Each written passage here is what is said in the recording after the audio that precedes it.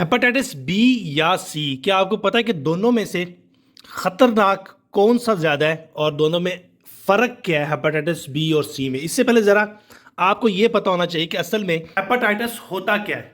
Hepatitis असल में inflammation of liver है। जिगर के ऊपर सोजिश होना शुरू हो जाने को हेपेटाइटिस कहते हैं। इसकी बहुत सारी वजूहात हो सकती है। कोई इंजरी हो सकती है, कोई खुदा ना खास्ता कोई चोट लगी हो, अल्कोहल का ज़्यादा इस्तेमाल हो सकता है, या कोई वायरल इन्फेक्शन हो सकता है जिसकी वजह से जो लीवर के ऊपर सोजिश होना शुरू हो जाए, या फिर बाज़ औक़ात बैक्टीरियल इन्फेक्शन भी जिगर के ऊपर सोजिश की वजह बनता है, जिसको हेपेटाइटिस कहते हैं। अब बहुत से लोग ये पूछते हैं कि हेपेटाइटिस बी और सी में से सबसे ज़्यादा खतरनाक कौन सा है। इस पर भी ज़रा डिटेल में बात करते हैं। हेपेटाइटिस बी की अगर बात की तो हेपेटाइटिस बी जो है ये हमारे ब्लड के ज़रिए, स्लाइवा के ज़रिए, जो थूक होता है उसके ज़रिए, सीमन के ज़रिए, मदर से बच्चे के अंदर भी ट्रांसफ़र हो सकता है, ड्यूरिंग सेक्स भी ट्रांसफ़र हो सकता है हेपेटाइटिस बी। जो हेपेटाइटिस सी है वो सिर्फ और सिर्फ ब्लड ट्रांसफ्यूजन के ज़रिए या ब्लड कंटेक्ट के ज़रिए एक शख्स से दूसरे शख्स में ट्रांसफ़र हो सकता है।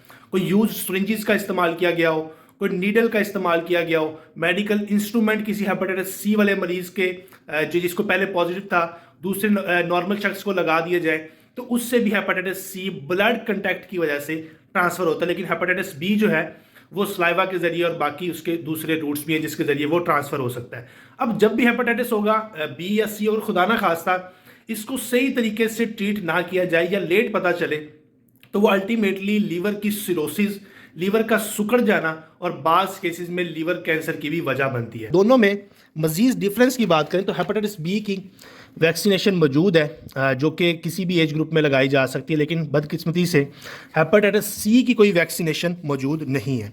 लेकिन बहुत ज़्यादा फंडिंग जो की जाती है वो सिर्फ और सिर्फ हेपेटाइटिस सी के ऊपर की जाती है। लेकिन एक चीज़ और आपको समझने की ज़रूरत है कि हेपेटाइटिस बी भी बहुत ख़तरनाक होता है। दोनों की जो अलामात की अगर बात करें, दोनों की अलामत तकरीबन सेम ही आती है, जिसके अंदर थकावट रहना शुरू होना, दिल ख़राब, उल्टियाँ आना शुरू होना, पेट में दर्द होना, जिल्द का कलर चेंज होना शुरू हो जाना, पीला जिल्द का कलर हो जाना, आंखों का कलर पीला होना शुरू हो जाना, तो ये दोनों की अलामत सेम आती हैं। लेकिन जो बी है ये सबसे ज़्यादा आम पाया जाने वाला वायरल इन्फेक्शन है हेपेटाइटिस बी, जो कि लीवर से रिलेटेड बहुत ज़्यादा जो वजह बनता है वो लीवर कैंसर की वजह बनता है बनिस्बत के हेपेटाइटिस सी के। जो बी है ये लीवर कैंसर की बहुत बड़ी वजह बनता है और इसकी अलामात भी नहीं आती। हेपेटाइटिस सी के अंदर होता यह है कि पहले तो सिरोसिस होगी, पर स्कारिंग बनना शुरू हो जाएगी, निशानात बनना शुरू हो जाएंगे, फिर इसका जाकर डायग्नोज होगा और फिर चीज़ें इलाज की तरफ जाती है। लेकिन हेपेटाइटिस बी ये ज़्यादा डेंजरस है हेपेटाइटिस सी की निस्बत, क्योंकि इसके अंदर बहुत सारे केसेस के अंदर सीधा सीधा लीवर जो है वो कैंसर की तरफ चला जाता है। उसके ऊपर स्कारिंग नहीं होती, सीधा लीवर जो है वो कैंसर सेल्स बनाना शुरू कर देता है, जो कि ज़्यादा खतरनाक है।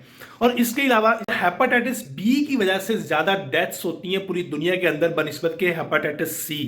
हेपेटाइटिस सी के ऊपर ज़्यादा तवज्जो दी जाती है क्योंकि ये एक प्रोग्रेसिव तरीके से आता है, इसकी वैक्सीनेशन भी मौजूद नहीं है। हैप बी की वैक्सीनेशन भी मौजूद है।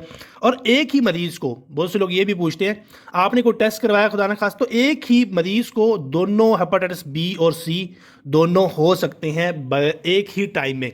तो इसके लिए ज़रूरी है कि आप वक्त के ऊपर स्क्रीनिंग। अब इसकी स्क्रीनिंग के लिए बेसिकली इसका स्क्रीनिंग टेस्ट किया जाता है हेपेटाइटिस बी और सी का, एंटीबॉडीज चेक किए जाते हैं, और अगर खुदा ना खासा उनमें से पॉजिटिव आ जाए तो फिर पीसीआर की तरफ जाया जाता है, जिसको हम बड़ा टेस्ट कहते हैं, जिसके अंदर क्वांटिटेटिव और क्वालिटेटिव होता है, और उसके बाद फिर मेडिकेशंस की जाती हैं। पाकिस्तान के अंदर आए दिन हेपेटाइटिस सी और बी के बहुत ज़्यादा केसेस जो हैं वो डायग्नोज होते हैं, लेकिन बदकिस्मती से ऐसे केसेस का बहुत लेट पता चलता है, और उसके पीछे सिर्फ और सिर्फ लाइल्मी है। और लाइल्मी क्या है कि वो स्क्रीनिंग नहीं करवाते, क्योंकि इसकी अलामात जो हैं वो छुपी हुई अलामात होती हैं, चाहे वो बी हो चाहे वो सी हो। छुपी हुई अलामात होती हैं नॉर्मल उल्टियों के साथ, जिल्द का रंग चेंज हो जाना, फिर बाज़ केसेस में फिर वजन कम होना जब शुरू होता है फिर रिपोर्टिंग तरफ जाया जाता है। तो खुदारा अपनी स्क्रीनिंग, अपने जो है सिंपल बेसलाइन टेस्ट लाजमी करवा लिया करें, ताकि इस तरह के जो साइलेंट किलर डिजीज़ हैं उनका वक्त पे पता किया जा सके। वीडियो अगर अच्छी लगे वीडियो को शेयर कीजिएगा। शुक्रिया, अल्लाह हाफिज़।